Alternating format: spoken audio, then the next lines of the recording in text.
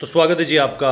कुछ दिन पहले मैंने ये खबर करी थी, आप लोगों को याद होगा कि शुभमन गिल के लिए बहुत मुश्किल है कि वो पार्टिसिपेट कर पाएंगे सेकंड टेस्ट में जो गुवाहाटी में होने जा रहा है। एंड वो खबर अब धीरे धीरे कर जो है, अब आप हर जगह देख रहे होंगे।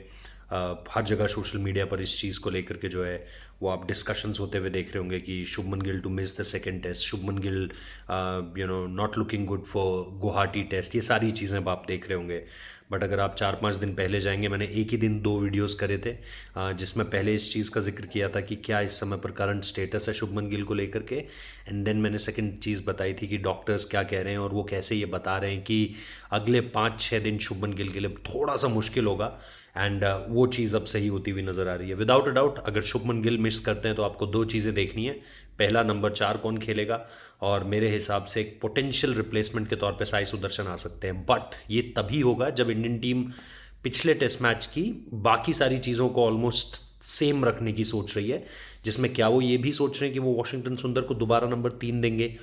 अगर फिर वो जो है वो 3 नंबर वॉशिंगटन सुंदर को देते हैं, या अगर वो 3 नंबर पर साई को ले आते हैं, तो फिर 4 नंबर पर कौन आएंगे, क्या वो ध्रुव जुरैल को देंगे नंबर 4?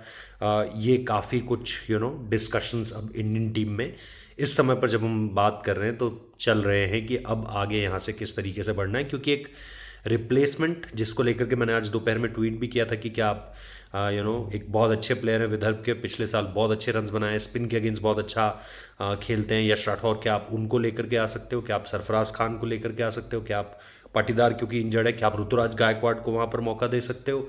क्या आप करुण नायर को बुला सकते हो? देर आर मल्टीपल ऑप्शंस, क्या कर सकते हो? लेकिन वो सारी चीज़ें जो मैं अभी सोर्सेज से पता भी किया, इंडियन टीम ऐसा कुछ नहीं सोच रही है। वो नीतीश कुमार रेड्डी को ले आए, दैट्स इनफ। और उनके अलावा कोई और आपको टीम में अलग से आता हुआ नहीं जुड़ता हुआ दिखाई देगा। तो ये एक चीज़ पूरी तरीके से क्लियर हो चुकी है।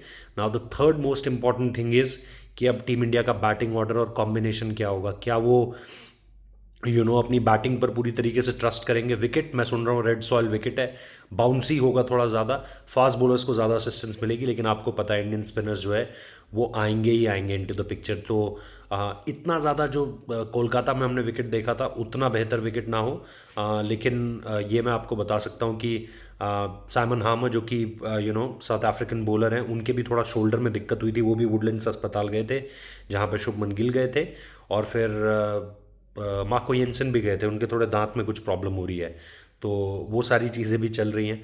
आई नो कि आप लोग इसका बड़ा वो सोचोगे कि और किस किस के साथ क्या क्या हो रहा है, बट यस, हामर को थोड़ा सा शोल्डर का प्रॉब्लम था। आई डोंट थिंक कि इतना बड़ा प्रॉब्लम है कि वो मिस करेंगे नेक्स्ट टेस्ट मैच। बट ये आपको देखना है कि 2015 में जब वो आया था तो एक रुकी की तरह आया था, और अभी जब वो आया है तो पूरे एक्सपीरियंस की तरह आया है। तो लेट्स होप यार, लेट्स होप कैसे चीज़ें आगे बढ़ती हैं।